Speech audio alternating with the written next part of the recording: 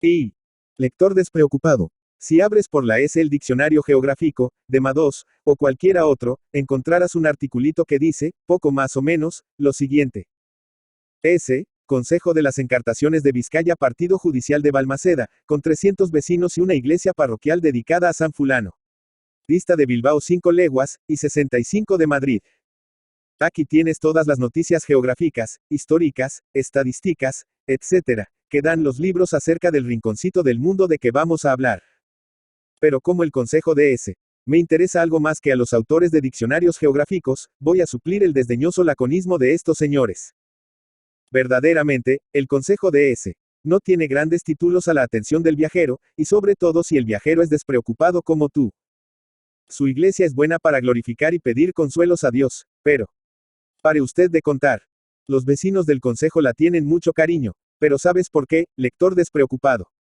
Porque, según dicen, sus padres la construyeron amasando con el sudor de su frente la cal de aquellas blancas paredes. Porque allí están enterradas las personas por quienes rezan y oran todos los días. Porque allí recibieron ellos el agua santa del bautismo. Porque allí se unieron para siempre con la compañera de sus alegrías y sus tristezas.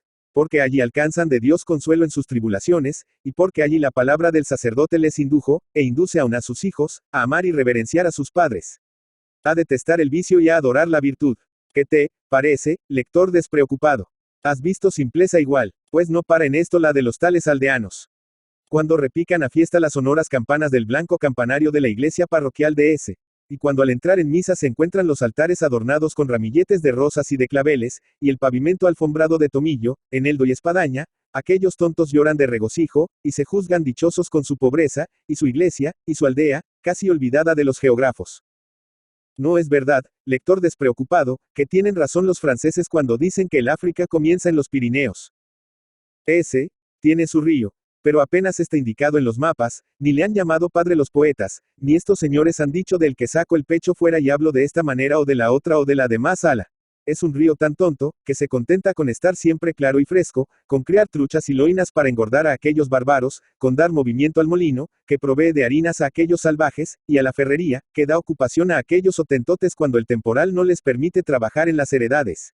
Y con mantener siempre lozanas y verdes las yosas y las huertas, que suministran granos, y frutas, y hortalizas, y flores a aquellos brutos.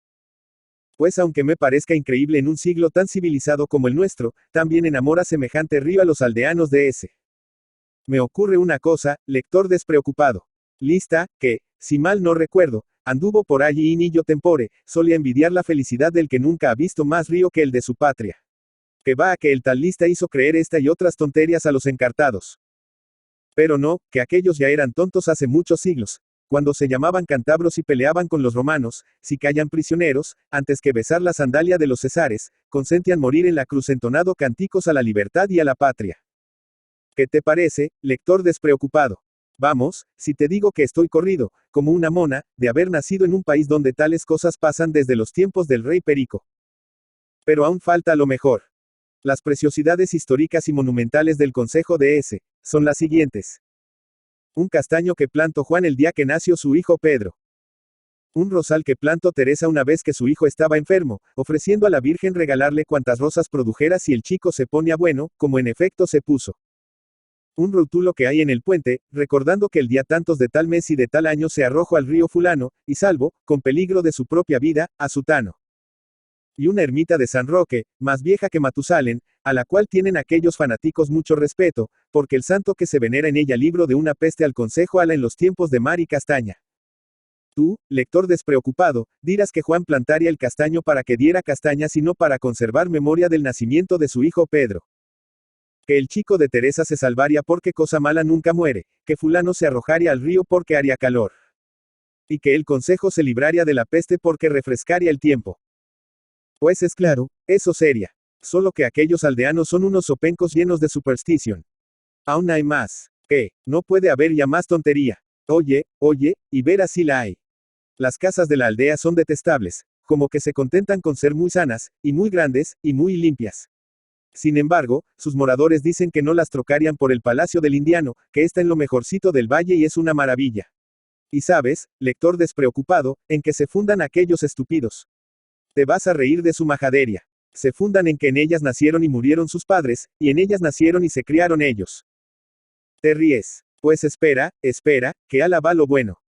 El cura de la aldea es un viejecito que no cree en los filántropos ingleses ni en los catones americanos, que se sabe de memoria todas las vejeces de la Biblia, que arruina al tabernero, de la aldea, aconsejando a los vecinos que no se diviertan en la taberna, que con sus sermones ha conseguido que el amor sea en ese, la cosa más sosa del mundo, pues los maridos se mueren por sus mujeres, y las mujeres no sus maridos, y los novios ni siquiera se dan un mal pellizco hasta que se casan.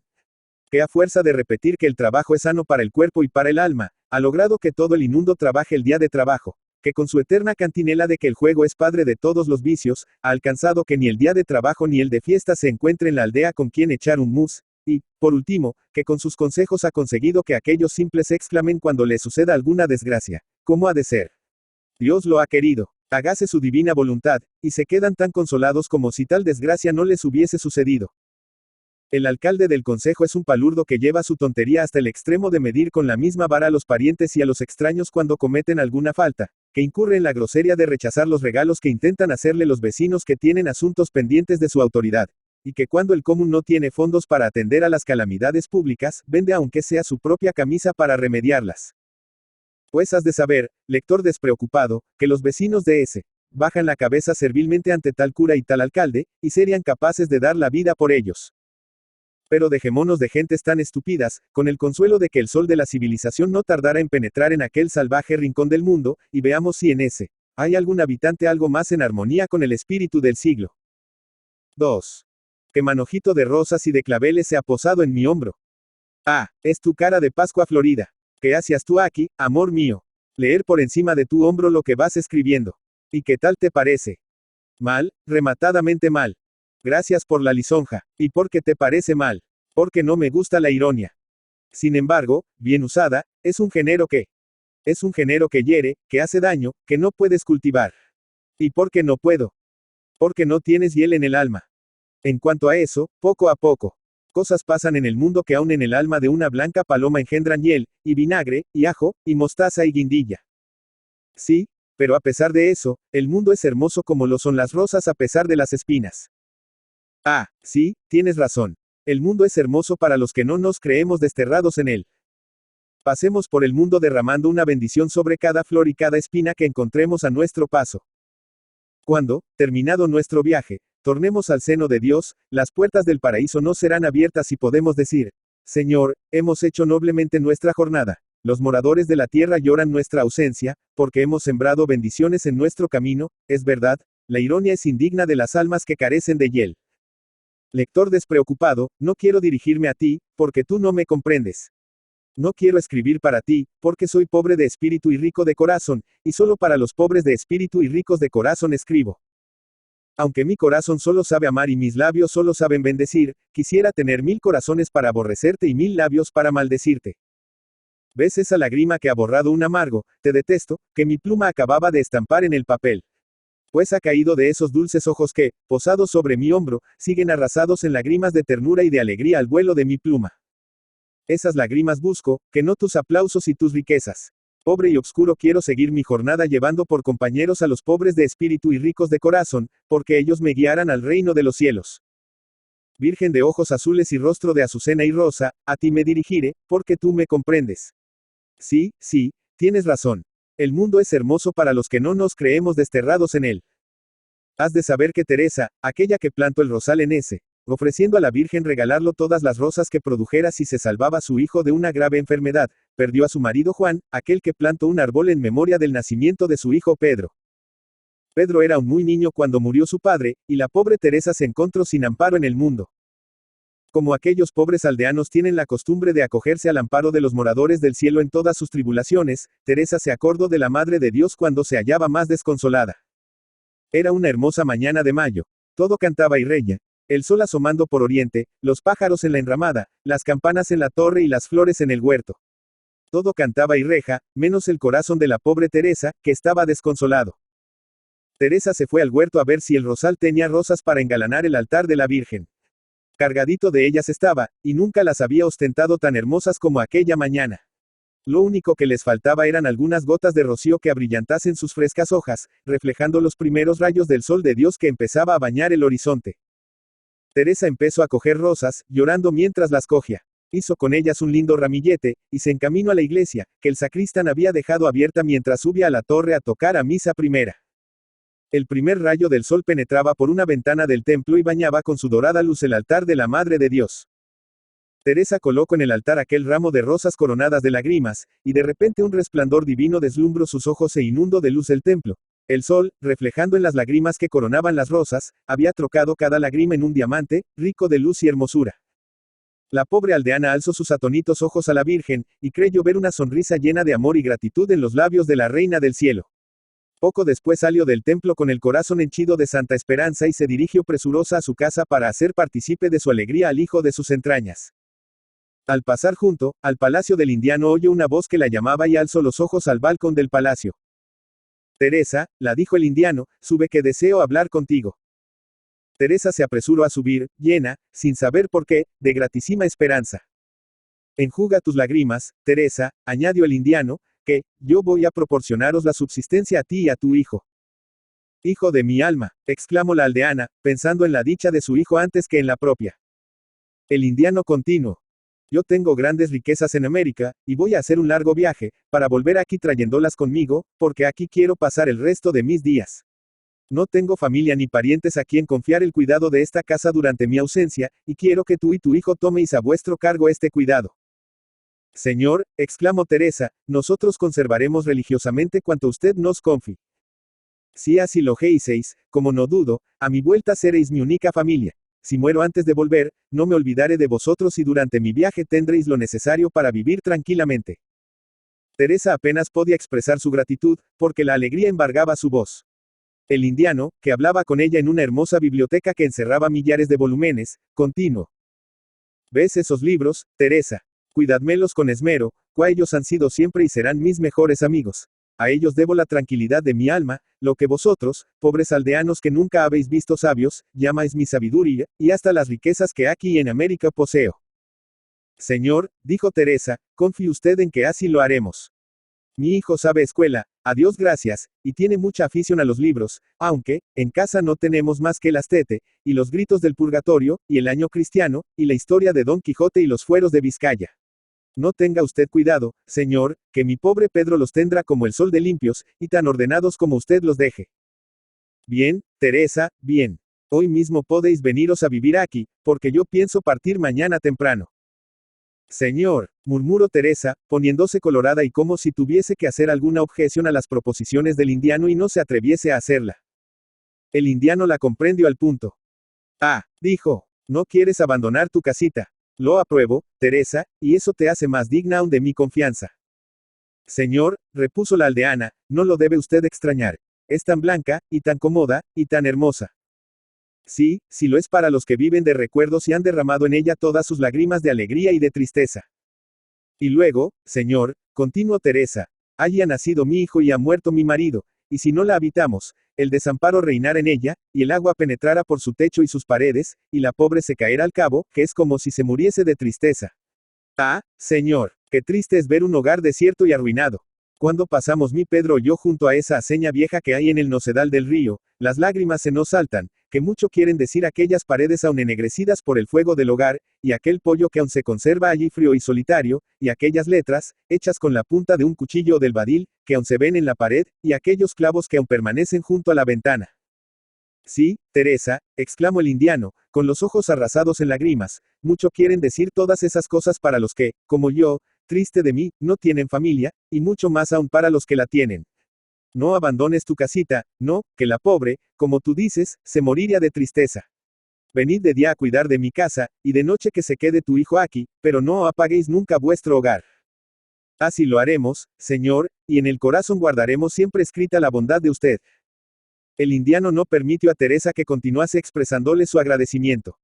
Teresa se levantó temprano al día siguiente para despedirle, después de haber pasado gran parte de la noche pidiendo a Dios que le diese buen viaje.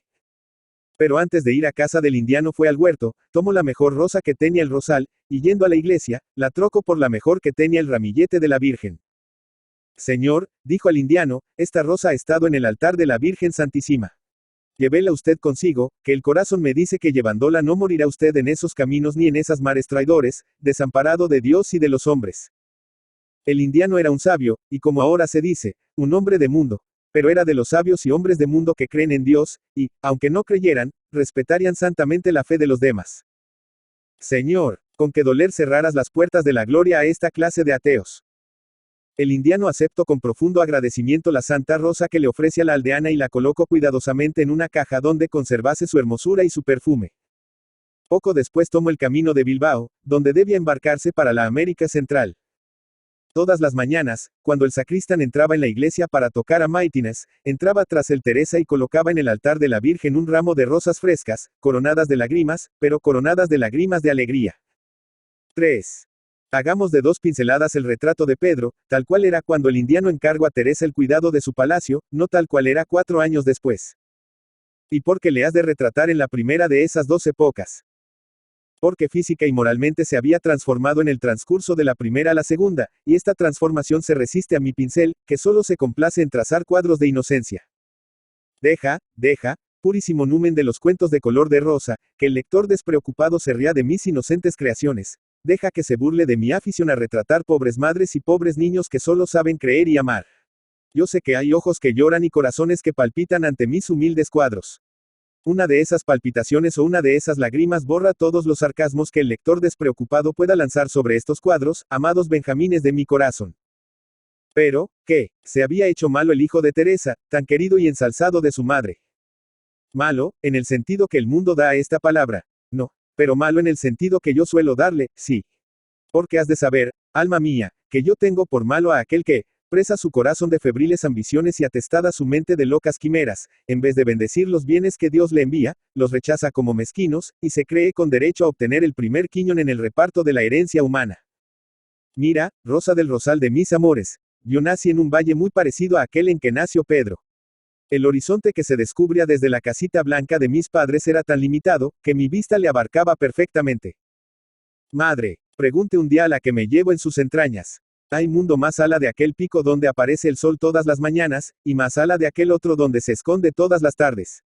No, hijo mío, no. Me contestó mi madre.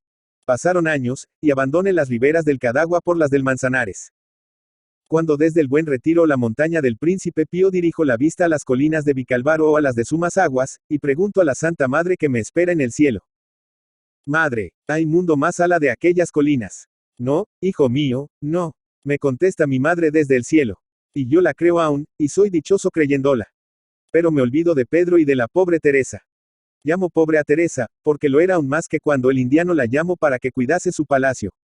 Entonces su hijo era tan ignorante como ella, pero, como ella, amaba la casa paterna. Admiraba la hermosura de las arboledas, del valle, creía el más bello del mundo el templo donde había sido bautizado. Tenía por las ruinas más venerables de la tierra las de la aceña del Nocedal. No creía que hubiese río más poético y hermoso que el que un día había dado movimiento a aquella aceña. No concebía que en el orbe hubiese sabios que igualasen al cura y al maestro de escuela de la aldea, y tenía a Rosa, su vecina, por la niña más linda del universo. 4 años después parece haber mudado completamente de sentimientos y de opiniones. Ya pobre Teresa, al notar este cambio en su hijo, lloraba como una Magdalena, acompañándola en su duelo. Rosa, que era ya una muchacha tan hermosa como las flores que llevan su nombre, y tan buena como debía serlo aquella a quien Teresa diese el nombre de hija. Pedro, según se decía en el valle, se había hecho un sabio, pero aunque esto se dijera, Teresa y Rosa no cesaban de llorar. Bien has hecho, Dios mío, en alejar el árbol de la ciencia del humilde autor de los cuentos de color de rosa, que un título de académico venido de las orillas del Rhin, del Támesis o del Sena no vale tanto como estas líneas venidas de las orillas del Cadagua, y trazadas por la temblorosa mano de un pobre labriego. Hijo mío, a todas horas tenemos tu nombre en los labios para bendecirlo. ¿Quién lejos de su valle nativo se acuerda de sus padres y de su valle, bendito sea? Pedro, apasionado desde muy niño a los libros, había podido satisfacer esta pasión desde que se vio dueño de la rica librería del indiano. Por espacio de 4 años había vivido casi constantemente encerrado en ella, devorando millares de volúmenes, entre los cuales los había de todos los géneros, útiles y nocivos, fruto de la ignorancia y de la sabiduría, de la imaginación extraviada y de la imaginación dirigida por buen camino. Propensa la suya, por naturaleza, a abultarlo todo y a incurrir en perpetuas alucinaciones, había recorrido el mundo y las edades, poblando estas y aquel de hermosos fantasmas que gritaban sin cesar al desdichado mancebo, ven, ven a nosotros. La felicidad no existe en ese rincón del mundo. Nosotros habitamos las montañas de Suiza, donde vaga la sombra de Guillermo Tell, las márgenes del Rhin, pobladas de sílfides y willis, los canales de Venecia, donde aún resuena el canto de los gondoleros, las ruinas del circo romano, teñidas con la sangre de los mártires, el golfo de Parténope, sombreado por el laurel de Virgilio, los arenes y jardines de Bizancio, la Santa Palestina, donde viven aún Jesús y Godofredo y Pedro el ermitaño, la Grecia, patria de los dioses y los semidioses, la India, tierra de los ríos sagrados y las piedras preciosas, y la América, último refugio de los gobiernos patriarcales y único teatro de las grandes escenas de la naturaleza. Ven a nosotros, que donde nosotros estamos está la felicidad. Y Pedro creía lo que decían aquello, fantasmas que había visto destacarse de las páginas que había devorado por espacio de 4 años, vagos, indecisos, obscuros al principio, pero distintos, perceptibles, luminosos y gigantes después. La tristeza y el hastio se habían ido apoderando de su alma, todo cuanto encerraba el valle hasta su madre y Rosa. Le parecía pobre, mezquino, vulgar, indigno de ser amado. Su madre, Rosa, el señor cura, el maestro de escuela, todos los habitantes del valle procuraban desterrar de su alma las febriles ambiciones que la consumían. Pero sus consejos, sus súplicas, sus lágrimas eran inútiles. Lo único que hacía Pedro era compadecer a aquellas gentes que, como no habían visto el cielo, no se creían desterradas en la tierra. Era una mañana de otoño. Pedro estaba leyendo en la biblioteca encomendada a su cuidado. El sol bañaba ya por completo el horizonte, y, sin embargo, delante de Pedro ardía un candil. El joven no había notado aún que era de día. Mira si estaría embebido en su lectura. Había pasado la noche leyendo. Plutarco y Homero habían arrastrado su alma a Grecia. El ignorado autor de las 1001 noches la había llevado por las regiones asiáticas de delirio en delirio y de asombro en asombro. Chateaubriand la había paseado por las vírgenes soledades de América. Cook la había hecho dar la vuelta al mundo sumergida en el sublime horror de las tinieblas y los hielos polares. Y Schiller, Goethe, Hoffmann, Shakespeare, habían hecho comparecer ante ella todos los fantasmas, ora risueños, ora sombrios y amenazadores, de los países reutónicos y británicos. Figúrate cómo estaría el alma de Pedro, arrastrada de emoción en emoción por tan lejanas y diferentes regiones. Figúrate cuán distinto sería entonces de lo que había sido 4 años antes.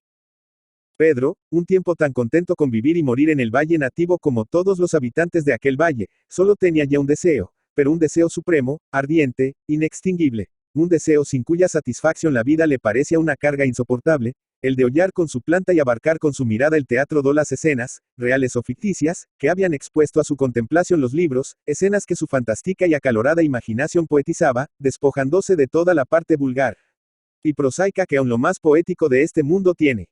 Hubiérasele dicho, por ejemplo, que Viriato, rústico pastor lusitano, estaba cubierto de suciedad y harapos, cuando se rebeló contra la tiranía romana. Hubiérasele dicho que Laura, la amada semidivina de Petrarca, comía y bebía como Rosa, su novia, y no lo hubiera creído.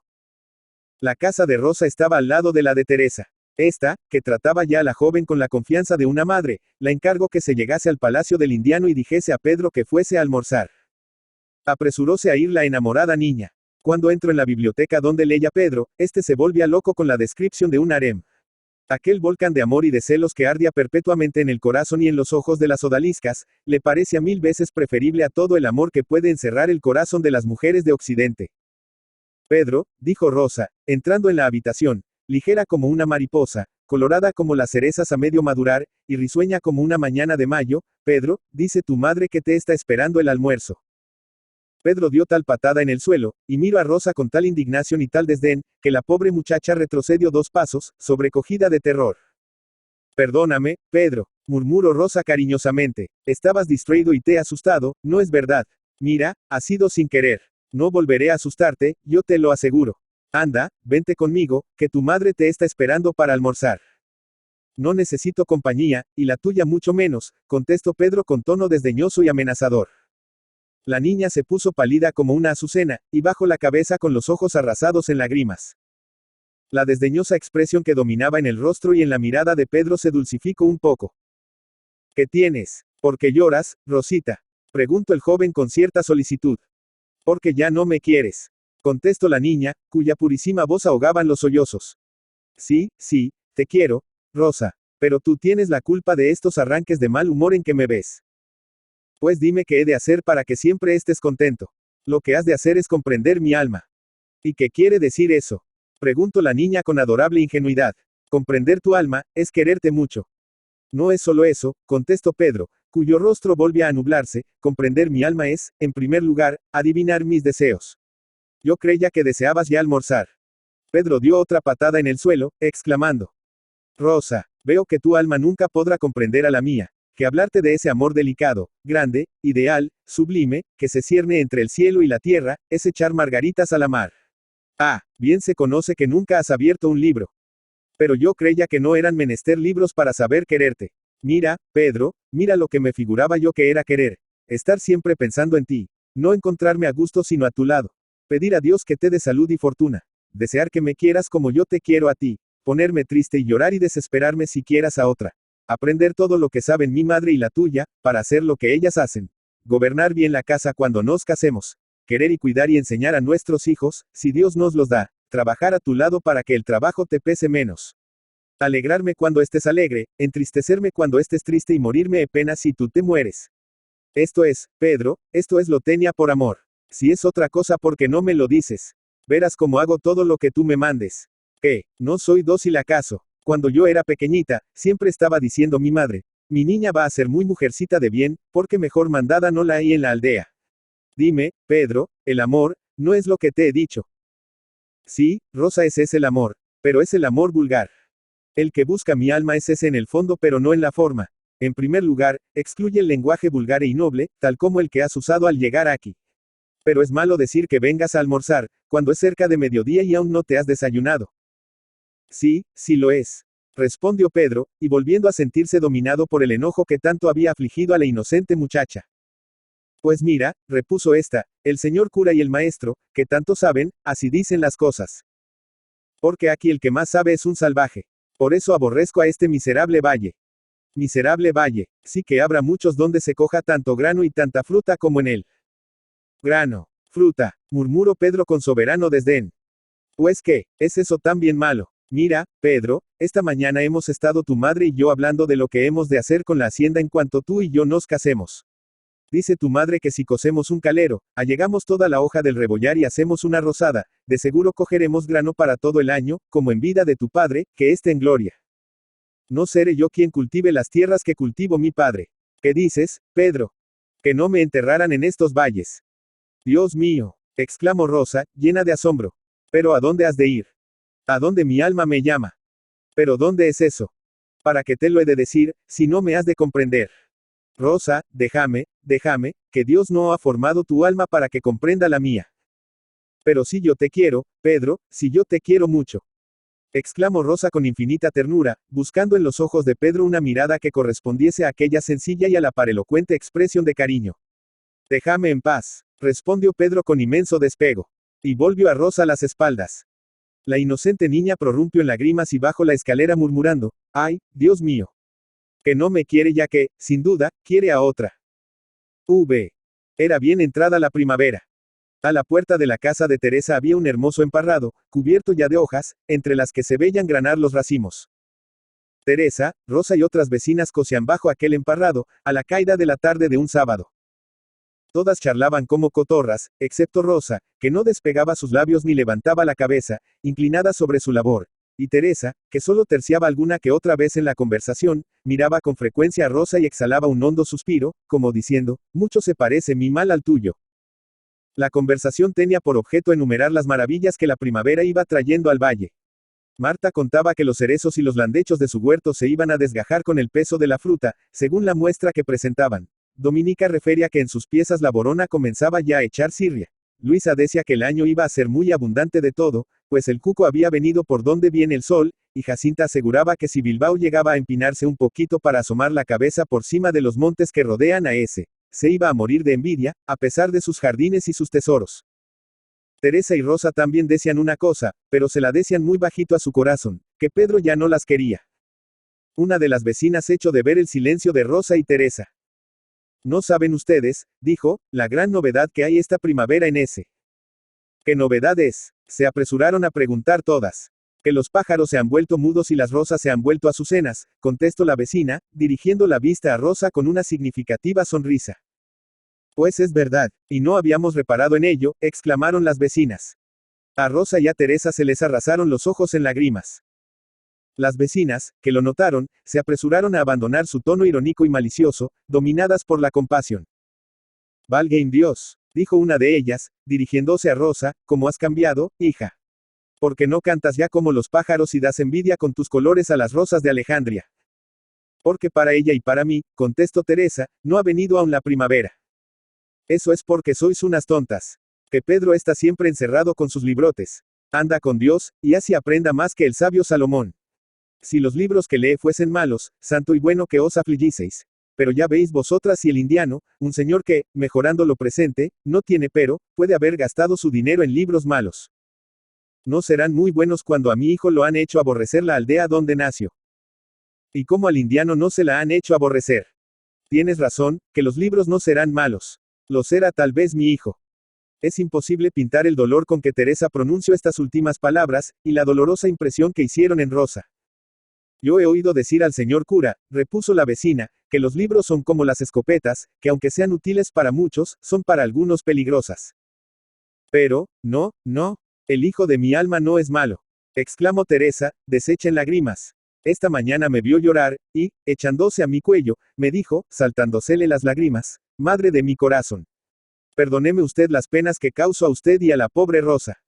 Yo las quiero a ustedes, y procuraré a toda costa hacerlas felices. Pero no puedo evitar esta tristeza que me consume, esta inquietud continua que me mata y esta adversión que me causa la aldea.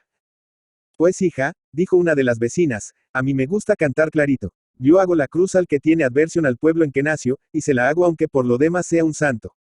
Todas esas cosasas que dice tu hijo, todo eso de que no todos tienen el alma templada del mismo modo, de que quien sueña con otro mundo no se puede conformar con este, de que unas plantas se secan donde florecen otras. Todo eso que dice Pedro será muy bonito y muy señor, pero yo lo tengo por paja, y nada más que paja. El grano es que cada cual debe contentarse con lo que tiene, que Dios manda llorar de alegría y no de dolor, a los que nos quieren, que la tierra en que uno ha nacido es una segunda madre, y se la debe de querer como a la primera, y que el talento y la sabiduría que no se emplean antes de todo en hacer lo que Dios manda, no son sabiduría ni talento. Esto es lo que le decía a tu hijo la otra tarde el señor cura, y esto es lo que a mí me parece el Evangelio. Es verdad, murmuraron a la par Teresa y Rosa, hechas un mar de lágrimas. Pero eso no quita, continuó la vecina, que me parezca una tontería el afligiros de ese modo. Dejad que vuelva el indiano, y veréis como a Pedro se le va el aire que se le ha metido en la cabeza, así que no pueda leer más libros que los que leía su pobre padre, que esté en gloria. Pero, ya que hablamos del indiano, ¿no habéis vuelto a tener carta de él? No, contestó Teresa, desde que nos escribió de Veracruz, hace una porción de meses, diciendo que al cabo de 4 años de entorpecimientos había logrado arreglar sus asuntos y se dispone a volver, no hemos vuelto a tener carta suya. Y eso nos tiene con mucha pena, que tal vez le habrá sucedido algo en la mar. A propósito de cartas, dijo una de las vecinas, ahí está Ignacio con la valija. En efecto, un joven venía por el camino de Balmaceda, montado en una mula y trayendo una valija sobre el cabecil de la basta. Teresa, dijo al pasar por frente a la casa de esta, llevo aquí carta para usted, según me ha dicho el administrador de Balmaceda. Voy a que abra la valija el señor alcalde y enseguida le traigo a usted la carta. El joven siguió adelante, y Teresa y Rosa quedaron esperando con impaciencia su vuelta. De las Indias es la carta, según la pinta del sobrescrito, dijo Ignacio, volviendo pocos momentos después con la carta en la mano. Ábrela, y haz el favor de leérnosla, dijo Teresa, llena de alegría, que no quiero esperar a que venga Pedro. Pobre señor, ¿cómo estará? Dios le dé mucha salud. Ignacio comenzó a leer la carta, que estaba fechada en Veracruz y encabezada con el nombre de Teresa. Nos dirigimos a usted, decía, para cumplir un deber triste y satisfactorio. El señor don fulano de tal, natural de ese concejo, dueño de los bienes que hace 4 años están al cuidado de usted, ha fallecido en esta ciudad. Ignacio no pudo continuar su lectura al llegar aquí, porque Teresa y Rosa, y aun las vecinas y el mismo Ignacio, prorrumpieron en llanto. Durante un cuarto de hora no se oyeron más que sollozos y exclamaciones como estas. Pobre señor de mi alma. Qué padre tan bueno han perdido los pobres. Dios le haya dado a la hora de la muerte tantos ángeles como bendiciones ha recibido en vida. Virgen Santísima, acógele bajo tu manto, que la misericordia tenía un palacio en su corazón. _baja Señor, coronale de gloria, si no le has coronado ya. Al fin, Ignacio pudo continuar la lectura de la carta. Murió tranquilo y sonriendo como los justos, como los verdaderamente sabios, como debía esperarse de su vida, consagrada a la caridad y al trabajo. En su postrer instante se acordó del pueblo de su naturaleza y de usted. Nosotros, sus testamentarios, nos dirigimos a usted, en cumplimiento de nuestro deber, para manifestarle que el finado la deja en herencia todos los bienes que posea en ese consejo y 80,000 pesos fuertes en metálico. Tal era la parte substancial de la carta. Que sea enhorabuena Teresa, exclamaron todas las vecinas, llorando de alegría. Yo bendigo, exclamó Teresa, a quien tales riquezas nos deja en herencia. Yo le bendeciré siempre, pero más le quisiera vivo que muerto. Pedro, que acababa de saber que Ignacio había llevado a su madre una carta de América, llegó en aquel instante bajo el emparrado. Hijo, exclamó Teresa, ha muerto nuestro bienhechor, dejándonos todos sus bienes de aquí y 80,000 pesos en dinero. Ha muerto, exclamó Pedro, prorrumpiendo en sollozos. Y su madre se abalanzó a él, estrechándole en sus brazos y exclamando a su vez. Ah, bien decía yo que el hijo de mis entrañas no era malo. Una alegría infinita iluminó las angélicas y pálidas facciones de Rosa. La joven había notado, como Teresa, que Pedro, antes de fijar la vista en el legado, la fijaba en el legador para llorar su pérdida. Ha muerto, sí, dijo una de las vecinas, pero los duelos con pan son menos. Ya sois ricos, Pedro, ya sois ricos. Entonces fue cuando Pedro pensó en la herencia. Madre, exclamó, radiante de alegría, ya acabaron mis tristezas, ya puedo realizar mi eterno sueño de recorrer el mundo. Al oír estas palabras, Teresa exhaló un profundo suspiro, y ella y Rosa cayeron, traspasadas de dolor y hechas un mar de lágrimas, sobre un poyo que había a la puerta de la casa. Ambas eran en aquel instante más desventuradas y pobres que nunca.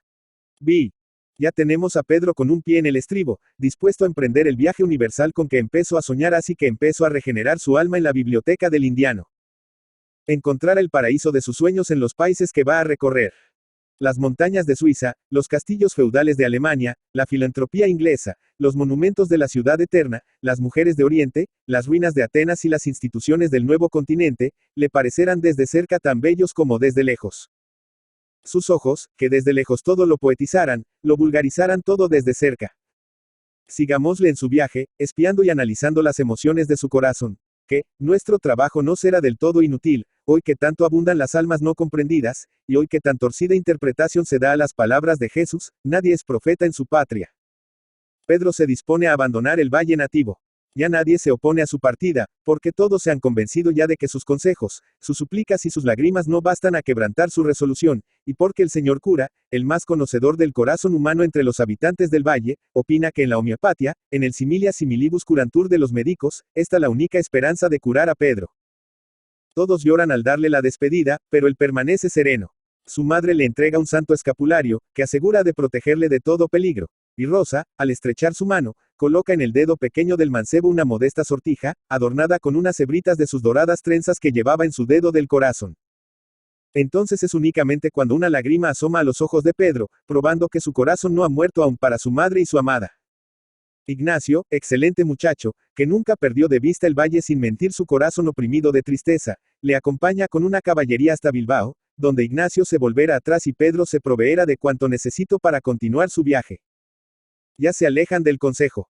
Al llegar a una colina donde van a perder completamente de vista el blanco campanario de la aldea, escondida entre nogales y cerezos, Ignacio, que va a hacer un viaje de 5 leguas, vuelve la vista, se para y lleva el reverso de la mano a sus ojos, arrasados en lágrimas. Pedro, que va a recorrer el universo, lo nota, y suelta una burlona carcajada. Dices, alma mía, que las lágrimas de Ignacio, aunque hijas de una sensibilidad algo exagerada, eran perlas de valor inestimable. Yo no te diré que sí ni te diré que no, pero has de saber que quiero más la ternura de la ignorancia que la sequedad de la sabiduría. Caminito de Bilbao van 2 civilizaciones, la de los valles y la de las ciudades. Escoge la que más te plazca, que yo busco una que tenga por pedestal un libro y por corona un manojo de espigas. Pedro se acercaba al fin a los Pirineos. Iba a evocar en Roncesvalles las sombras de Bernardo del Carpio y de Carlo Magno y sus 12 pares. Iba a oír la bocina de Roldán. Iba a contemplar las blancas osamentas de las despedazadas legiones francesas. Iba a ver alzarse iluminada con la sonrisa del triunfo, la magnífica figura de aquel bravo Echecojauna del canto de Altaviscar. Iba, en fin, a encontrar, enredados en los espinos, los jirones del manto rojo del emperador de los francos. Díganme ustedes, pregunto a unos labradores en Roncesvalles, donde se dio la famosa batalla. ¿Qué batalla?, preguntaron a su vez los labradores. Aquella en que el hijo de Jimena hizo huir sin manto y sin corona al arrogante emperador de los francos. Los labradores se encogieron de hombros como si les hablasen en griego. Ah, exclamó al fin uno de ellos, ¿ve usted aquel pico hendido por la carretera? Pues, según cuentan los antiguos, allí hubo una gran batalla en tiempo de los moros. Pedro siguió su camino murmurando. En tiempo de los moros. Qué gentes tan ignorantes y tan vulgares. Bien se conoce que todavía estoy entre españoles. Al llegar al pie de Altaviscar, pregunto a un muchacho que apacentaba unos bueyes en un prado inmediato al camino. ¿Dónde está el desfiladero que llaman la bocina de Roldán? ¿Ve usted aquellas rocas negras? Pues allí está. ¿Quieres guiarme a la y te dar una buena propina? Aunque me diera usted el oro y el moro, contestó el muchacho. Templados están los gabachos para que vayamos a visitarlos los del valle. Pedro no quiso detenerse a oír la explicación de estas palabras, porque acababa de convencerse de que mientras se dirigiera a españoles, no oiría más que sandeces y vulgaridades. Por fin llegó al sitio donde presumía haberse dado la gran batalla, pero necesitaba un guía para no exponerse a tomar el bramido de alguna vaca por el sonido de la bocina de Roldán. Unos pastores estaban comiendo el rancho al pie de unos árboles cercanos, y se encaminó hacia ellos. Me dan ustedes razón, les dijo antes de llegar, del sitio en que fueron derrotados los 12 pares de Francia.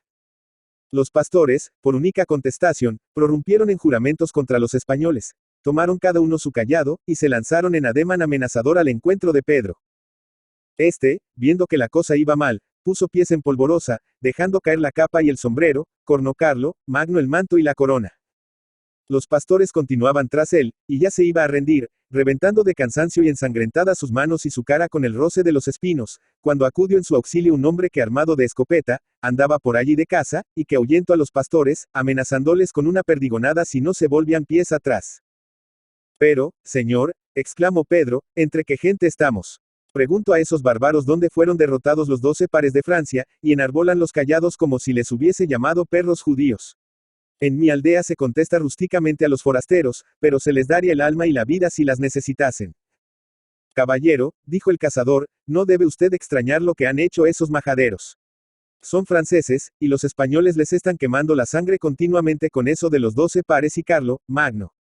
Precisamente estos días han sido más insultados que nunca, y han creído que usted venía a repetir el insulto. Yo lo único que quería era recorrer esos sitios que encierran tan grandes recuerdos históricos. Si usted, que también se ha portado conmigo, quisiera acompañarme a esos sitios, me haría un nuevo favor, que le agradecería tanto como el primero. Déjese usted de tonterías, caballero. Allí no encontraría usted más que peñas y matorrales. Y se expondría usted a que esos muchachos pensasen que trataba usted a toda costa de insultarlos, y tal vez mi escopeta fuera ya impotente para defenderle a usted. Pero la historia de los viajes habla a cada instante de peligros que han arrostrado los viajeros en una útil investigación arqueológica o botánica, o simplemente por satisfacer su curiosidad. Allí tiene usted su compatriota Chateaubriand, que bajó al cráter del Vesubio. ¿Qué cráter ni qué calabazas? Si va usted a hacer caso de todo lo que se escribe. Usted, por lo visto, viaja con objeto de divertirse. De divertirme y de ilustrarme. Pues entonces tuerza usted a la izquierda y bajese a Bayona, que justamente mañana empieza allí la feria y se divertirá usted de lo lindo. Pedro se decidió, al fin, a seguir el consejo del cazador, y llegó sin detenerse a Bayona.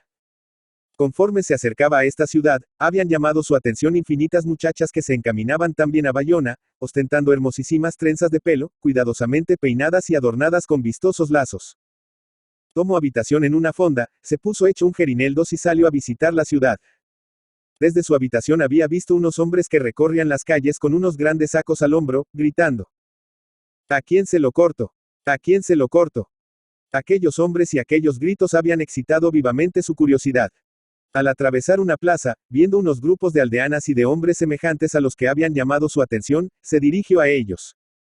El hijo de las nobles encartaciones, donde el que escribe estas páginas ha visto a una joven enfermar y morir de tristeza por haber perdido su hermosa cabellera, donde 2 largas trenzas de pelo inspiran más vanidad a las muchachas que todas las riquezas del mundo, donde el amante siente tanto placer acercando sus labios a una hermosa trenza de pelo como acercándolos a una rosada mejilla, y donde la cabellera femenina se considera como un destello de la inteligencia que reside en la cabeza a que sirve de corona.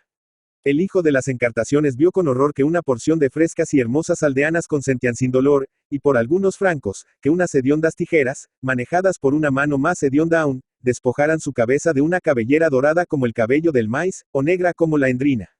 Y lo que le asombró más aún, y hasta le indignó, fue la fría indiferencia con que las madres y los novios de aquellas muchachas presenciaban tan bárbaro sacrificio. Pedro recordó entonces lo que nosotros acabamos de recordar.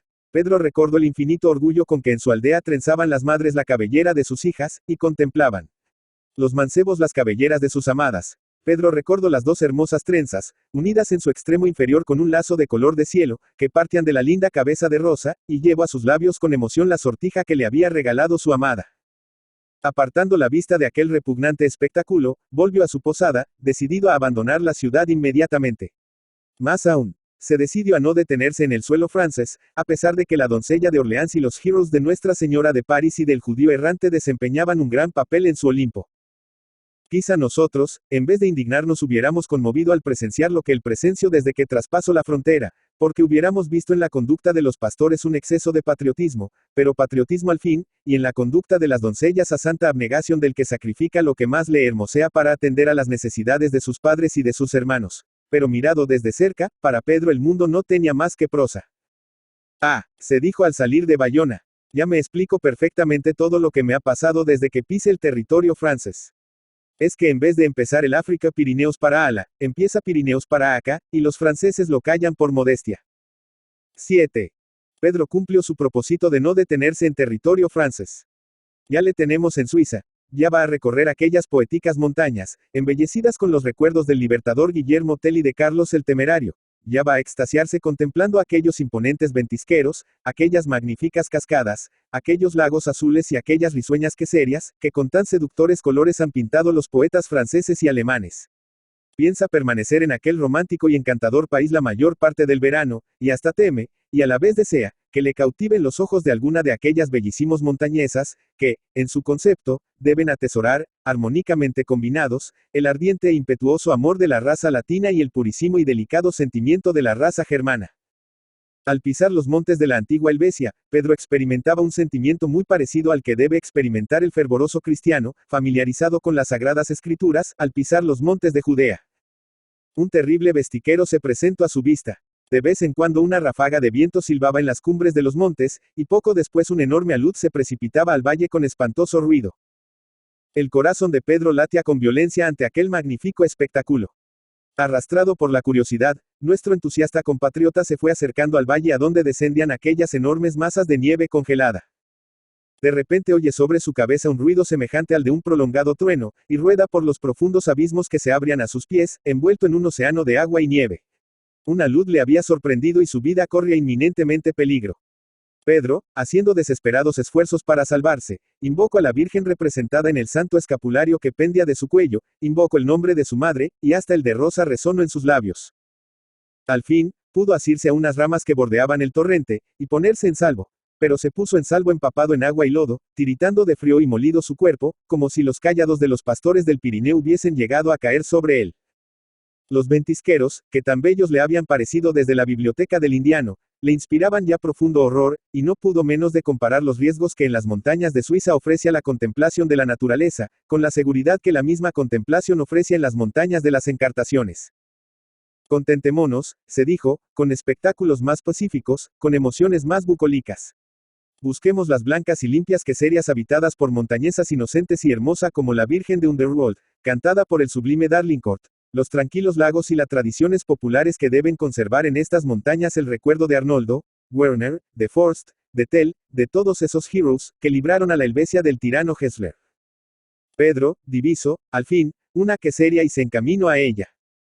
En la queseria encontró unas muchachas descalzas de pie y piernas, sucias y desgreñadas. Al verlas, se acordó de Rosa, que, comparada con las montañesas suizas, le pareció una rosal de Alejandría comparada con un cardo borriquero. ¡Qué decepción!, exclamó, empezando a extranjerizarse, pero la sabrosa leche que aquí me servirán, me desquitara de todo. Sentóse a una mugrienta mesa y pidió un vaso de leche, que le sirvieron inmediatamente. Parecióle que la leche estaba agria, y que en los bordes del vaso campeaban unos cuantos pelos de vaca, o Dios sabe de qué. Pedro separó el vaso de sus labios con asco e indignación, y se resignó a dejar con vida el hambre que empezaba a atormentarle. Ah, se dijo, quien tuviera aquí aquella mesita cubierta con un mantel tan blanco como la nieve, y provista de una fuente de limpia y fresca y azucarada leche, que mi madre solía prepararme bajo el emparrado de la puerta de mi casa. La mujer más desaseada de ese. No ha servido jamás un vaso de leche sin colarla antes por una blanca pañada o un fresco manojo de helechos. Pedro tuvo que dar por aquel vaso de leche, en su concepto sucia y corrompida, 10 veces más de lo que le hubiera costado en su aldea un vaso de leche limpia y fresca. Y como se quejara de lo mal que se le había servido, faltó poco para que le midiera las costillas con una estaca un tosudo Montañez, que a su salida apareció en la puerta de la quesería. Recorriendo luego los lagos de Zurich y otros, estuvo a punto de ahogarse y cogió unas tercianas, por lo cual tomó horror a los lagos y se decidió a contentarse con las tradiciones populares de los cantones de Uri, Schwyz y Underrual, tradiciones que esperaba hallar hasta en la boca del más rústico campesino. Dígame usted, buen Montañez, pregunto a un hombre que conduce a una vacada. ¿Qué tradiciones populares hay en este cantón? Yo no entiendo lo que es eso, contestó el vaquero. Quiero decir si conservan los moradores de estas montañas recuerdos de los heroes que los emanciparon de la tiranía austriaca en el siglo XIV. Que 14 ni 15, yo no entiendo de lectura, y, por tanto, me quedo en ayunas de lo que usted dice. Jesús, qué gentes tan brutas. Murmuró Pedro alejándose del vaquero, al menos, en las encartaciones hasta los más rústicos tienen algunas nociones de la historia local, siquiera confundan las épocas y allí donde hay una fortaleza fundada mantenedores de los bandos Oñacino y Gamboino, vean una fortaleza fundada por los moros, aunque estos señores no pisaran el suelo vascongado. Más adelante tropezó con un leñador, que le pareció hombre más despejado. Oiga usted, buen amigo, le dijo, ¿qué tradiciones se conservan aquí del heroico Guillermo Tell? Guillermo, replicó el leñador con extrañeza. Yo no conozco a ese caballero. Es posible que usted ignore.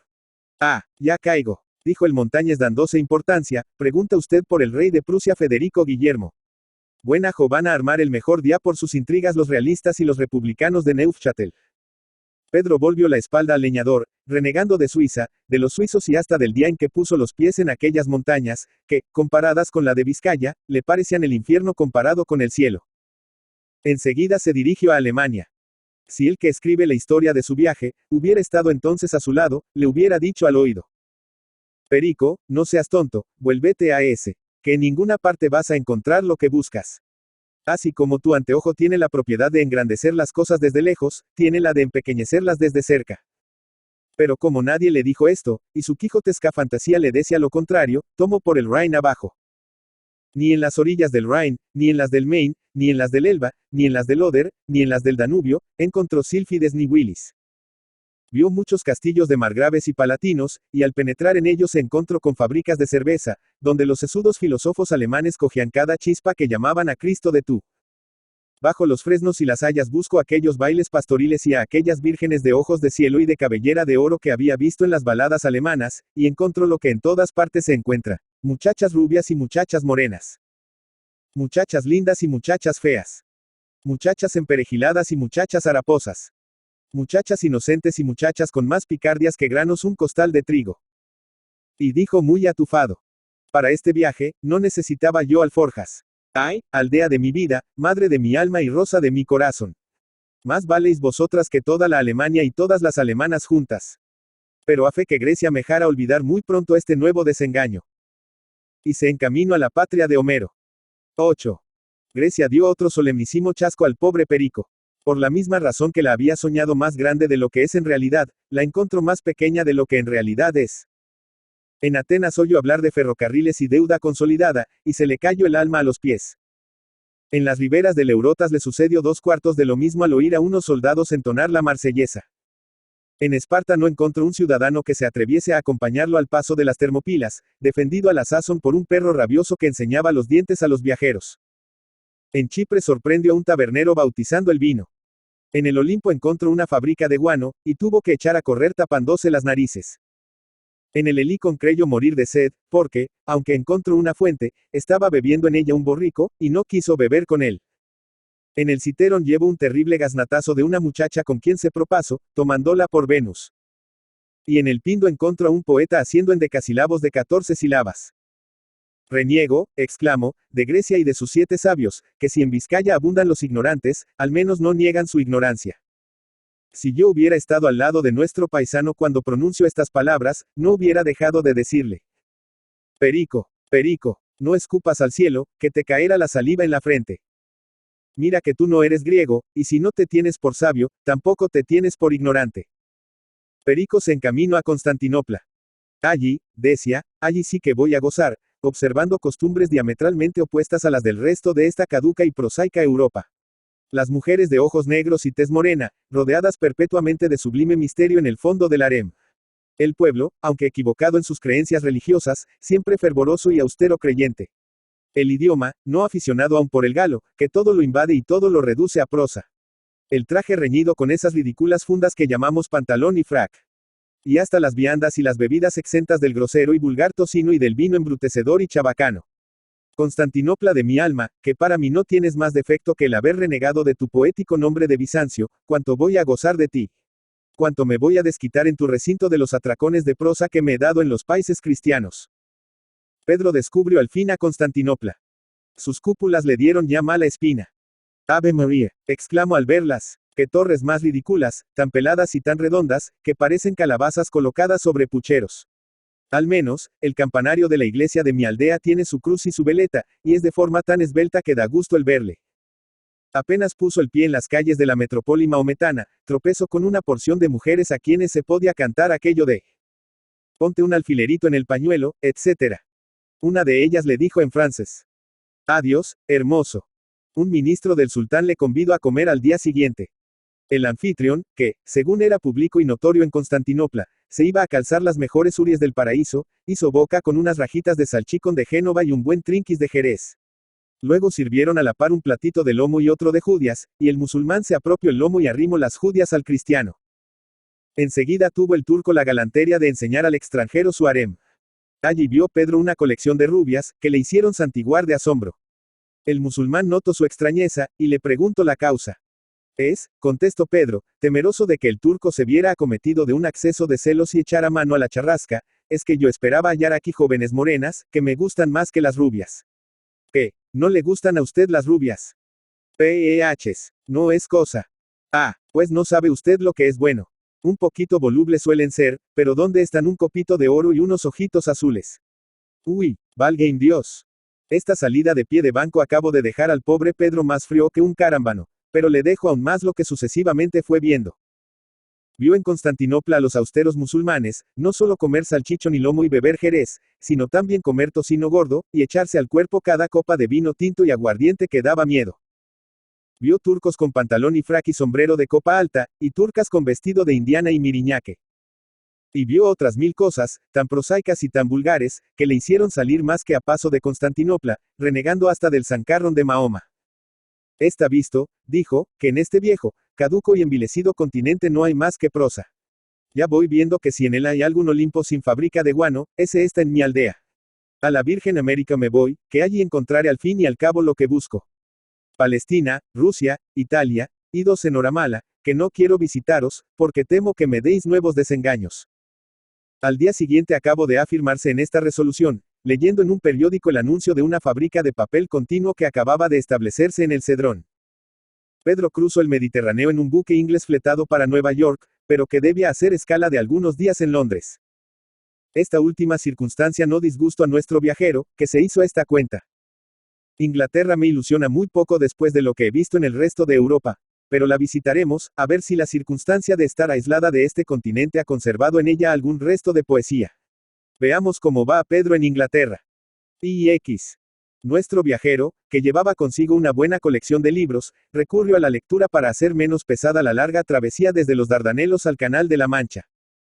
Naturalmente, se fijó primero en los libros que tenían relación con el primer país en que iba a desembarcar. Cuando llegó al estrecho de Gibraltar, cuando se acercó a las costas de España, tuvo tantos deseos de poner pie en su patria, como los había tenido de abandonarla cuando atravesó el Pirineo. Sin embargo, resistió aquella tentación, porque ya bendecía la casualidad que le conduce a Inglaterra. Ya Walter Scott, Goldsmith, Moore, Shakespeare, Milton y Byron habían rejuvenecido su alma. Ya se extendía sobre las islas británicas aquella dorada nube en que sus ojos las contemplaban envueltas desde las encartaciones. Ya habían renacido todas sus esperanzas y todas sus ilusiones. El buque entró, al fin, en el Támesis. Pedro dirigía con avidez la vista a una y otra orilla del río, buscando la realidad de sus sueños. En todas partes se alzaban negras columnas de humo, y en todas partes rugía el vapor y resonaba el martillo. En todas partes las artes y la industria reinaban como absolutas señoras. Y en todas partes hombres y mujeres, jóvenes y ancianos, ricos y pobres, cooperaban a dar a la Gran Bretaña el título de reina de las artes y del comercio. Este título, que tan bello nos parece a nosotros, no debía parecer muy envidiable a Pedro, que, frunciendo cada vez más el ceño, iba por el Támesis arriba comentando cuanto se presentaba a sus ojos con estas breves palabras. Prosa, prosa, prosa, vil metal, mezquina sed de riquezas. Apenas desembarco en Londres, se dedicó a recorrer aquella gran ciudad. Hablaronle de un lord escocés muy ilustrado, y se apresuró a hacerle una visita. ¿Qué me dice usted? Le pregunto, de su paisano Walter Scott, del gran pintor de las costumbres de Escocia. Por primera contestación, el lord le redujo a libras esterlinas el fruto que el autor de Ivanhoe había sacado de sus inmortales poemas. Pedro lo oyó con indignación y volvió la espalda al lord. Contaronle luego que otro escocés, avecindado en la capital y muy aficionado a perros, conservaba uno descendiente por línea recta del que acompañaba al gran novelista por las montañas de Escocia. Pedro, lleno de alegría, fue a ver aquel ilustre animal, con ánimo de comprarle, aunque fuese a peso de oro. Al entrar en el parque del escocés, un enorme perro salió a recibirle e hizo presa en sus pantorrillas. Suelta, suelta, Walter Scott, gritó al animal el perrero. El noble can obedeció, y Pedro, lleno de desencanto, volvió pies atrás, maldiciendo de los perros descendientes del de Walter Scott y hasta de Walter Scott mismo. Tropezó luego con un propietario de Jersey, que le manifestó contaba entre sus propiedades la casa en que se albergó Carlos II cuando el hacha de Cromwell amenazaba aún su cabeza. La alegría de Pedro no tuvo límites. Envidio a usted, dijo al isleño, tan precioso tesoro. No debe usted envidiármelo, contestó el propietario de Jersey. He dedicado mi finca a criadero de cerdos, y los malditos animales, a fuerza de osar los cimientos, me han arruinado el edificio. Este nuevo desengaño puso en boca de Pedro aquella enérgica imprecación de nuestro buen Ruiz Aguilera, del autor de los Ecos Nacionales. Albion, maldita seas. Al día siguiente asistió a una sesión de la Cámara de los Lores, y lloró como un chiquillo oyendo a Lord Shark-Fellow condenar la explotación del hombre por el hombre. La fe, que le iba abandonando, renació en su corazón, y al oír a aquel filántropo, se preparó a continuar sus investigaciones. Dirigióse a uno de los condados, y como se presentase a su vista una gran fábrica de productos químicos, se apresuró a visitarla. Aquí veré, se dijo, centenares de honrados trabajadores, en cuyo rostro se reflejaran la salud y la alegría, que son la consecuencia del trabajo. En efecto, centenares de trabajadores tenían ocupación en aquel establecimiento. Pero al verlos, Pedro se estremeció de horror, la muerte estaba pintada en el rostro de aquellos infelices, cubiertos de harapos y consumidos por el hambre y por las emanaciones deletéreas que respiraban continuamente. ¿Cómo? Preguntó nuestro viajero a su guía, como esos desdichados no procuran neutralizar la nociva influencia de la atmósfera que respiran con vestidos cómodos y aseados. Tomaran para neutralizarla, contestó su guía, alimentos, si no delicados, bastantes a acallar el grito de su estómago. ¿Qué? Su trabajo no les produce. No les produce más que para un poco de pan negro y unas patatas. ¿Y quién es el inhumano dueño del establecimiento? El poderoso Lord Shark-Fellow. El que ayer me hizo llorar condenando la explotación del hombre por el hombre. Exclamó Pedro indignado.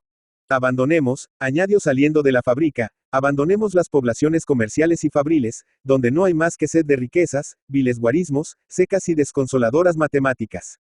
Oh, mi noble país. ¿Qué santa juventud respiras comparado con este? En ti sí que existen la igualdad y la filantropía, aunque tus moradores no conocen estos nombres.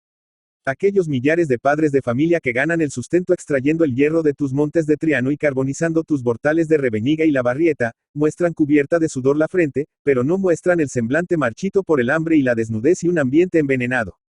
Tus honrados propietarios sientan a su propia mesa al jornalero, y tus habitantes, pobres y ricos, fuertes y débiles, hacen fructificar con el sudor de su frente los campos del vecino enfermo 3. Abrumado Pedro con estas reflexiones llegó a una pobre aldea, cuyo aspecto fortaleció aún más el recuerdo de la suya. Aquella aldea tenía también su iglesia, a la que 2 sonoras campanas llamaban a los aldeanos. El corazón de Pedro se rejuveneció, digámoslo así, con aquellos recuerdos, con aquel espectáculo, y con el toque de aquellas campanas. Dirigióse al templo, porque tenía necesidad de orar, de levantar el corazón a Dios, y hasta de invocar al pie de los altares el nombre de su madre y el de su amada. Pero de repente obscureció su rostro la tristeza. No se le había ocurrido hasta entonces que aquel templo no estaría consagrado al culto católico. Un aldeano, a quien interrogó, vino a confirmar sus sospechas. Aquella iglesia pertenece al culto anglicano. Pedro lloró de dolor. Hubiera dado 10 años de vida por poder arrodillarse en aquel instante a los pies de la Santa Virgen, cuyo altar tantas veces había adornado su madre, con rosas coronadas de lágrimas de dolor o de alegría. Instintivamente alzó los ojos al cielo, y luego, llevando a sus labios el escapulario que le había dado su madre, le cubrió de besos y de lágrimas. Quiso alejarse del templo anglicano, pero, al fin, se decidió a entrar en él, considerando que si allí no podía desahogar el sentimiento religioso, al menos podría satisfacer el sentimiento estético. Entre aquellos seductores fantasmas que le habían hecho abandonar el valle nativo, figuraba el sacerdote anglicano, tan bello en los libros de Goldsmith Scott. Pedro penetró en el templo, creyendo hallar ante sus altares el delicioso trasunto del vicario de Wakefield. La forma material del templo llenó de frío y desconsuelo su corazón. La sacrilega mano del iconoclasta había profanado sin duda aquellos altares, donde faltaba la imagen de los bienaventurados, que decora y santifica los templos católicos. Pedro volvió a su aldea los ojos del pensamiento, y recorrió con ellos los altares, a cuyo pie quizá en aquel instante oraban por él su madre y su amada. Qué bella, qué consoladora, qué santa le parecía entonces la iglesia de su aldea. Dios, se dijo, mostró a Jacob en forma material la escala del cielo, porque la débil inteligencia humana necesita un apoyo natural para levantar el edificio de la fe. Sacrílegos innovadores de la primitiva iglesia, santificada con la sangre de los mártires y embellecida con el misterio y las tribulaciones de las catacumbas, vuestra doctrina es una monstruosa contradicción. Las imágenes que decoran los templos católicos no son más que la parábola querida de Jesús. Si conserváis la parábola en la Biblia, ¿por qué no la conserváis también en el templo? Oh, madre, qué desventurada fuera si esas sencillas parábolas no te revelaran todos los días en el templo de tu aldea los misterios y la hermosura del cielo. Cuando herida en tu corazón de madre vas al templo a demandar consuelos, allí encuentras una madre dolorosa que te comprende y te ampara, y allí encuentran también la desconsolada virgen y el niño desamparado, una virgen y un niño que calman sus tribulaciones. Vuestra fe anima los ojos de la Virgen Madre y los del niño que descansa en sus brazos, para que os miren con misericordia. Así murmuraba Pedro, buscando inútilmente en el templo anglicano esas hermosas imágenes que en los templos católicos tienen voz y mirada y sonrisa para consolar al creyente. Quiero, alma mía, evocar, a propósito de esto, un recuerdo de mi niñez. En el altar mayor de la iglesia de mi aldea se venera una imagen de la Virgen María, que tiene al niño Jesús en sus brazos. Mi madre, que coronada de gloria me dijo un día, viéndome tratar con poca caridad a un pobre que llegó pidiendo limosna a nuestra puerta. Hijo de mi alma, has de saber que el niño Jesús sonríe a los que dan limosna a los pobres y no quiere sonreír a los que se la niegan. Un pobre llegó a nuestra puerta al día siguiente, y le di un pedazo de pan que mi padre acababa de poner en mis manos. Fui a la iglesia, y vi que el niño Jesús me sonreía con infinito amor. Pocos días después me pidió limosna otro pobre y se la negué, olvidando la advertencia de mi madre. Esta lo supo, y me mandó que fuese a la iglesia y viese si me sonreía el niño Jesús. Hicelo así, y vi que el niño Jesús no me sonreía. Desde entonces siempre me quito el pan de los labios para dárselo al pobre, y desde entonces siempre vi la sonrisa en los labios del niño Jesús. Pedro veía desvanecidas completamente sus ilusiones respecto a los templos anglicanos, de cuya majestad tenía la más alta idea, pero conservaba íntegras las esperanzas que los poetas y novelistas ingleses le habían hecho concebir acerca de los ministros de aquella secta. Dirigió la vista al tabernáculo, buscando ávidamente al sacerdote, y vio que este era un hombre, joven aún por los años, pero viejo ya por los padecimientos o las pasiones desordenadas. Pedro, optimista por naturaleza, atribuyó a la primera de estas causas la prematura vejez del párroco. Este leía a la sazón uno de los más bellos pasajes de la Biblia. Pedro, que admiraba y sabía de memoria aquel mismo pasaje, prestó atento oído a la lectura. Pero muy pronto anubló la indignación su rostro, al notar que el cura anglicano comete una profanación de que había oído hablar como muy frecuente en Inglaterra, pero que no se había atrevido a creer. La profanación consiste en suprimir unos versículos y amoldar otros al gusto de la secta reformista. Pedro abandonó el templo escandalizado, y comparó la conducta de aquel párroco con la del de su aldea que una vez, creyendo hallar un leve hierro de imprenta en una Biblia que acababa de proporcionarse con grandes sacrificios pecuniarios, no quiso hacer uso de aquel ejemplar hasta que se cercioró de que el hierro no existía. Los oficios habían terminado y el pueblo abandonaba la iglesia. Pedro se detuvo a la puerta de esta para observar el efecto que aquellos actos religiosos habían hecho en el pueblo. Figúrate cuál sería su asombro cuando vio salir al párroco dando el brazo a una mujer embarazada. Figúrate cuál sería su asombro, cuando oyó a aquella mujer exclamar, dirigiéndose airada al cura, que por lo visto era su marido. Tunante, me querrás negar que durante todos los oficios no has quitado los ojos de esa pícara mujer por quien tienes escandalizado al pueblo y muertos de hambre a tu mujer y tus hijos. Entonces sí que se presentó a los ojos de Pedro santa y hermosa la figura del párroco de su aldea. Bendito seas, exclamo, bendito seas, santo ministro que representas al Señor en mi valle nativo. Tus manos sí que pueden alzar sobre el ara santa el cuerpo y la sangre del Cordero Inmaculado. Tus manos sí que pueden unir las del mancebo y la Virgen sin mancilla. Tus labios sí que pueden predicar la castidad y el amor. Pedro se volvió inmediatamente a Londres y no quiso salir de su posada hasta que lo hizo para volverse a embarcar. Inglaterra acababa de dar al traste con el cielo que su imaginación se había forjado en Europa. Maldita seas, Europa, exclamó con inmensa desesperación. Pero de repente apareció en sus labios una consoladora sonrisa y brilló en sus ojos un rayo de esperanza. No, no, se apresuró a añadir, no quiero maldecirte, Europa, que al otro lado de los montes Pirineos, veo, cada vez más distintamente un rinconcito del mundo que reclama mis bendiciones. Cuanto más me alejo, mejor veo aquel rinconcito y más hermoso me parece. Necio de mí, Europa, que oyendo proclamar todos los días tu decrepitud y tu degradación, no creí en ellas. Oh, Virgen América, tierra bendita de la libertad, ábreme los brazos, que voy a refrescar mi corazón y a dilatar mi inteligencia. Pedro se encontró, al fin, en las soledades del Atlántico. Nuestro viajero no tuvo el gusto de admirar la majestad de los mares durante la travesía de Inglaterra a los Estados Unidos, porque una espesísima niebla se lo impidió constantemente. Al desembarcar en Nueva York, como que entraba en un país regido por instituciones patriarcales, no tomó aquellas precauciones de seguridad que había tomado al entrar en las capitales de Europa, y aquí que, sin saber cómo, le robaron un hermoso reloj que había comprado en Londres. Averiguó quién era el ladrón y le citó ante la autoridad.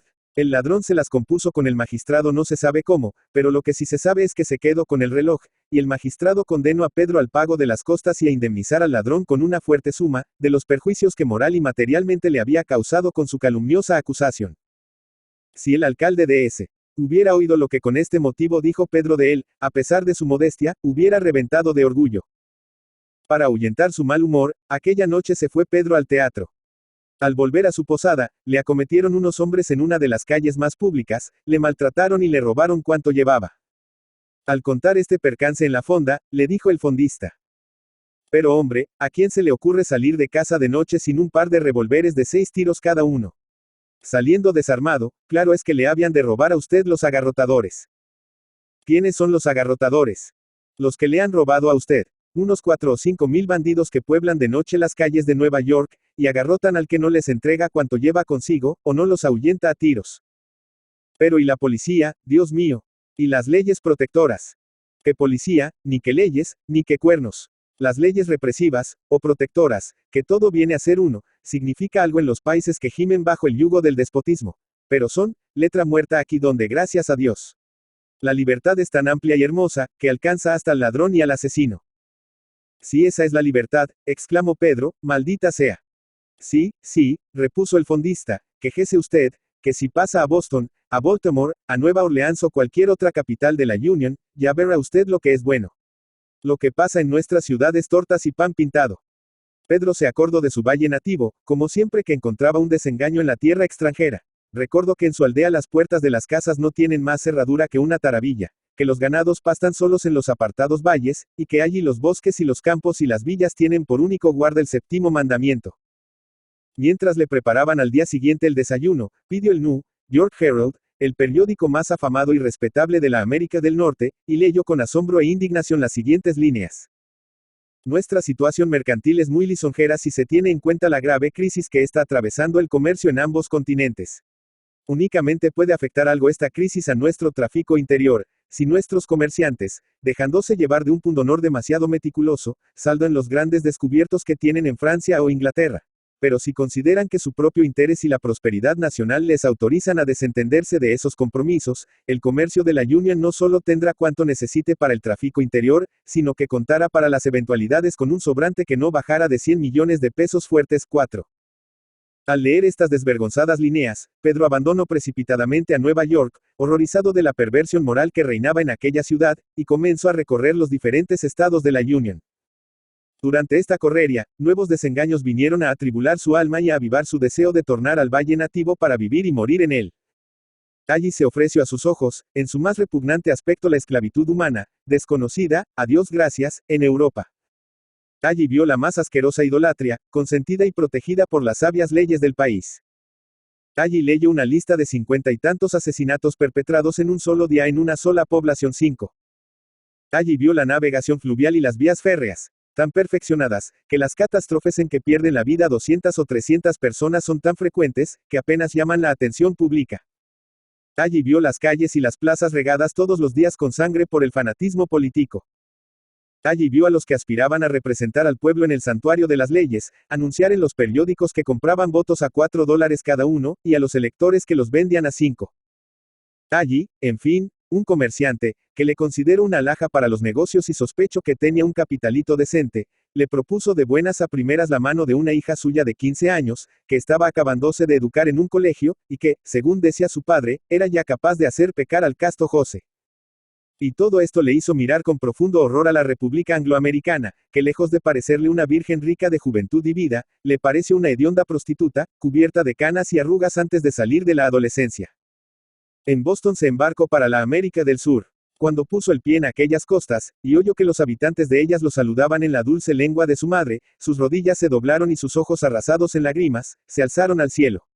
Allí, por fin, le abre a sus santas puertas el templo católico, tan bello y consolador para los que creemos que la vida no se limita a esta masa de carne y sangre, que un soplo de Dios crea y otro soplo de Dios destruye. Penetró en una iglesia, y allí encontraron sus ojos la Mater Dolorosa, que más de una vez había sonreído amorosamente a su madre en el templo de las Encartaciones. Rezo y lloro y mezclo con el nombre de la Madre de Dios el de su madre y el de su amada. Y al clavar sus ojos en el rostro de María, le pareció que ésta le sonreía amorosamente y extendía sobre él su manto. Oh dulce encanto de mis ojos y de mi corazón. Bien hago en confiar a tu alma pura y creyente esta ingenua historia, cuyo fondo se compone de creencias santas y de creencias locas. El lector despreocupado no la comprendería y se reiría de ella, que para comprenderla y respetarla es menester tener el alma creyente y pura que tú tienes.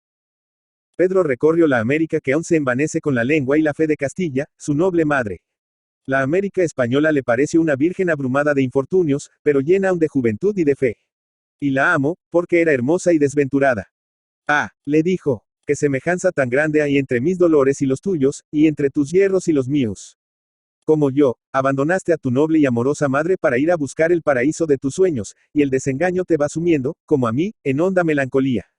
Ambos somos el hijo pródigo que, temblando de incertidumbre y remordimiento, vuelve tímidamente los ojos al desconsolado hogar de sus padres. Ambos herimos a nuestra madre en el corazón al apartarnos de ella, pero en aquel corazón aún hay para nosotros misericordia y amor. Quizá tu orgullo, mayor que el mío, porque eres más grande y más infortunada que yo, tarde aún en rendirse. Pero más tarde o más temprano, ambos iremos a apoyar la frente en el desconsolado seno de nuestra madre, para que una santa bendición caiga sobre ella. Desde aquellas lejanas regiones parecíale a Pedro su aldea tan bella como bellos le habían parecido desde su aldea los países que había recorrido de desencanto en desencanto, pero por un resto de orgullo mal entendido o de esperanzas de realizar alguna parte de sus sueños, no estaba aún decidido a tornar al valle nativo. Las regiones australes, donde la naturaleza conserva aún toda su virginidad, figuraban en su itinerario de viaje. Antes de emprender quiso visitar a Veracruz para saludar con una oración y una lágrima el sepulcro del anciano a quien debía sus riquezas. Acercábase a la ciudad, y viendo un cementerio, penetró en él con el corazón palpitante y leyó las inscripciones de muchos sepulcros, hasta que encontró una que le hizo prorrumpir en llanto y doblar la rodilla. Allí descansaban los restos de aquel a quien se daba su aldea el nombre de El Indiano. Sobre la losa sepulcral se veía una rosa marchita, pero cuidadosamente conservada, al pie de la rosa se leían estos versos de un poeta español. Que adornen mi sepultura las flores de mis montañas. Al reparar en aquella rosa, Pedro dio un grito de sorpresa y de alegría. Era la que su madre había tomado del altar de la Virgen para regalarla al indiano. Posible es comprender, pero imposible pintar la profunda emoción con que Pedro contempló aquella rosa, que su madre había cultivado y tocado con sus manos y regado con lágrimas, que había adornado el altar de la Virgen a quien su madre y su amada rogaban por él todos los días, y que, por último, adornaba el sepulcro del anciano a quien él y su madre, y aun todos los habitantes de su valle nativo, tantas bendiciones debían. Los versos esculpidos en la losa, que, según le dijo el guarda del cementerio, se habían puesto allí, lo mismo que la rosa, en cumplimiento de la voluntad del difunto, aquellos versos le parecían una voz que se alzaba de la tumba de su bienhechor para mandarle volver a buscar la suya en el valle donde había recibido el bautismo. Su resolución de recorrer las regiones australes empezó a vacilar. Besó reverentemente la rosa, derramando sobre ella copiosas lágrimas y se dirigió a la ciudad, porque deseaba ver a los testamentarios del indiano, para expresarle su gratitud y la de su madre, por la religiosidad con que habían cumplido la postrera voluntad del anciano a quien acababa de dar el último adiós. Los testamentarios le entregaron una carta llegada de España hacía muchos días. Era de su madre, que no sabiendo a dónde escribirle, había sospechado que, tarde o temprano, tocaría en Veracruz. Pedro, llorando de alegría, la besó y se apresuró a leerla. He aquí la carta, tal como era, con todas sus bellezas y defectos, que estas cosas valen más auténticas que correctas. Hijo de mi alma y de mi corazón, me alegraré que al recibo de esta, que me escribe el señor cura, dictándosela yo, no tengas novedad. Nosotros, a Dios gracias, vamos pasando. Sabrás, hijo mío, que este año se ha cogido mucho grano, mucha fruta, y mucho de todo. Pero todo tiene mal gusto, aunque nos dicen los vecinos a Rosa y a mí que esas son aprensiones nuestras. La romería no ha estado este año tan divertida como otros. Las campanas de la iglesia se rompieron algo de tanto repicar en la fiesta que hicimos a la Virgen Santísima, cuando tú te fuiste para que te diera buen viaje, que desde entonces están muy roncas y parece que tocan a muerto. Todos tenemos salud, a Dios gracias, menos Rosa y yo, que desde que te fuiste no hemos tenido día bueno. Nosotras decimos que será de tantos días nublados como ha habido desde entonces. Sabrás que a Rosa le ha salido un novio muy trabajador. Ella no le quiere dar la palabra. Pero todos la dicen que no sea tonta, pues tú sabe Dios si volverás, y a que está una muchacha honrada sino a casarse con un hombre como Dios manda. Cuando le dicen eso de que tal vez no volverás, ella y yo nos echamos a llorar. Pero rezando para que vuelvas, se nos quita la tristeza. Rosa ofreció a la Virgen de los Dolores, para que tú no la olvides, la mitad de sus trenzas. Pero ya las tiene tan largas y tan hermosas como antes. Con esto, hijo de mi alma, no te canso más. Recibirás muchas memorias del señor cura y de Rosa, que no sabe que te digo lo del novio, y de todos los vecinos, con el corazón de tu madre, Teresa. Postdata. Hijo, que andes con cuidado no te dé una insolación, o te pique una serpiente, o te cojan los indios bravos, que hay en las Indias, dicen que está una a pique de eso. Virgen de los Dolores, exclamó Pedro hecho un mar de lágrimas, tened compasión de los de mi madre y de los de Rosa y de los míos. Para ellas, ni pan sabroso, ni romerías alegres, ni campanas sonoras, ni sol de Dios en el cielo. Y por mí, todo por mí. Malditos sean los libros y la sabiduría, que no enseñan a amar y consolar a los que nos aman y a bendecir la tierra en que nacimos. Oh, Rosa, Rosa, tal vez te habré perdido para siempre. No, no lo permitas, Virgen Santísima. Que mis culpas, por grandes que sean, no merecen tan dolorosa expiación. Desatentado, loco, dando al olvido el universo entero, Pedro se dirigió al momento al puerto y se embarcó en un buque que una hora después debía darse a la vela para España. Sí. Manojito de azucenas y claveles. Si las perfumadas auras de mayo te impelen una mañana hacia las Encartaciones, así que hayas dejado atrás a Balmaceda, atraviesa unos sombríos rebollares, trepa por la suave pendiente de una sierra, y párate en una campa sembrada de olorosas manzanillas. Inclina la vista al suelo y ve a apoyarte en la derruida cárcava que un día impidió al ganado entrar en la campa por el lado del norte, y en cuya parte exterior hay una cruz de madera. Alza de repente la vista cuando te hayas colocado allí, y recorre con ella la hondonada que se extiende entre la montaña que te sustenta y las que limitan el horizonte frente por frente de ti. Allí verás un valle cubierto de llores y verdura, sembrado de casas blancas, entre las que descuellan un palacio y una iglesia de airoso campanario. Un valle cruzado de arriba abajo por una cinta de plata que lleva el nombre de río. Un valle que mientras otros se agitan en febriles deseos y transforman todos los días su idioma, su traje, sus leyes y hasta su culto, él permanece tranquilo, humilde, fiel a sus tradiciones, contento, hermoso, amante a Dios y al trabajo.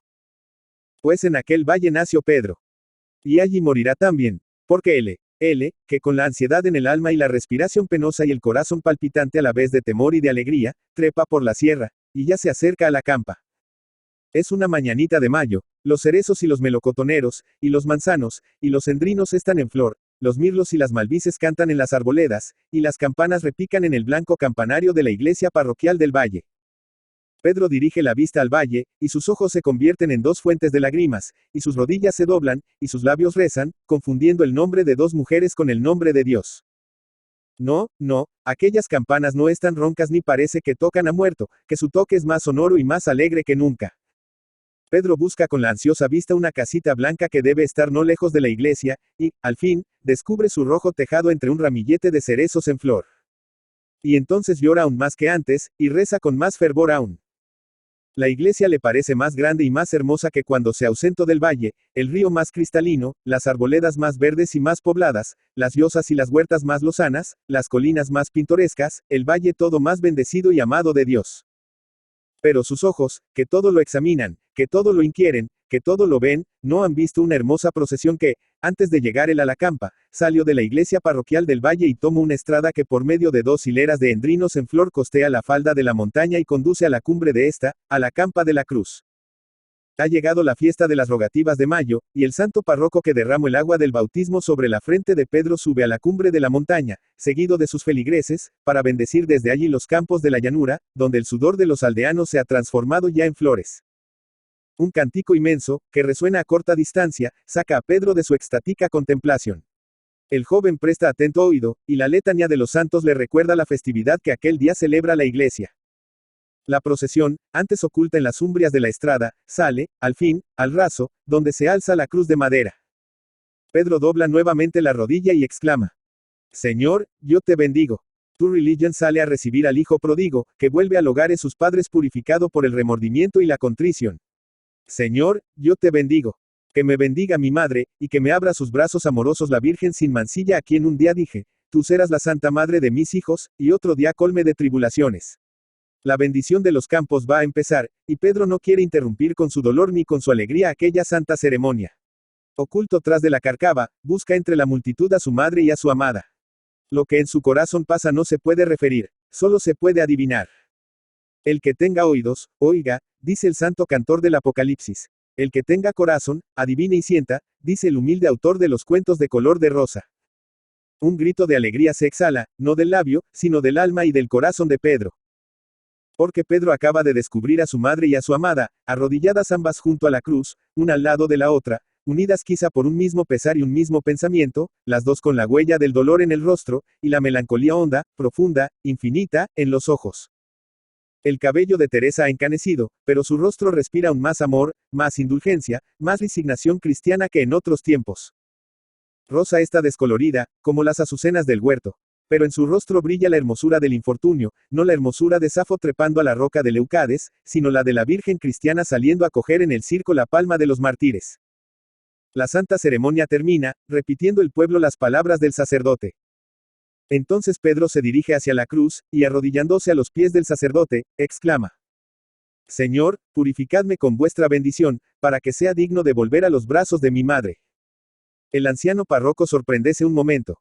Pero enseguida derrama sobre la cabeza del joven el agua bendita con que acaba de purificar los campos, y dice: En el nombre de Dios, yo te bendigo. En el nombre de Dios, yo te bendigo. Repitieron todos los habitantes del valle. Y entonces Pedro, purificado por aquella bendición, vuela a los brazos de su madre y a los de Rosa, que se lanzaban desaladas a su encuentro. No hay allí un corazón que no palpite de alegría, que hasta la siente aquel honrado joven que ha buscado inútilmente el amor de Rosa. 12. Manojito de azucenas y claveles. Si las auras te impelen a las encartaciones y pasas por ese, verás lo siguiente, bajo el hermoso emparrado que hay a la puerta de la casa de Teresa. Una anciana y una joven, radiantes de salud y de alegría, abandonando de cuando en cuando su labor para contenerse a besos a una niña de 6 años, que aprende a su lado a hacer dobladillo. Y un hermoso joven, vestido al uso del país, con el rostro algo tostado por el sol y las manos algo encallecidas por la azada, que tiene sobre sus rodillas a un niño de 3 años, rubio como el maíz y colorado como la rosa. Si preguntas a aquel joven quiénes son las mujeres que cosen bajo el emparrado, te contestará sonriendo: la santa abuela y la santa madre de mis hijos. Y enseguida tornará a su improba tarea de grabar en la memoria del serafín que se agita en sus rodillas estos versos del difunto Lista, a quien Dios haya coronado de gloria. Feliz el que nunca ha visto más río que el de su patria, y duerme anciano a la sombra do pequeñuelo jugaba. Antonio de Trueba. Antonio de Trueba y de la Quintana Galdames, 24 de diciembre de 1819, Bilbao, 10 de marzo de 1889, fue un escritor español, conocido también como Antón el de los Cantares. Nació en la localidad vizcaína de Galdames el 24 de diciembre de 1819 y su nombre completo era Antonio María de Trueba y de la Quintana. Hijo de campesinos muy pobres, su vocación literaria se despertó con los romances de ciego que le traía su padre cuando venía de visitar una feria. Tuvo que abandonar pronto la escuela para trabajar la tierra y el mineral de las minas de las Encartaciones, su lugar natal. Cuando contaba 15 años, 1834, marchó a Madrid para evitar la Primera Guerra Carlista. Allí se empleó en la ferretería de un tío suyo y robó tiempo al sueño instruyéndose de forma autodidacta y leyendo autores románticos españoles.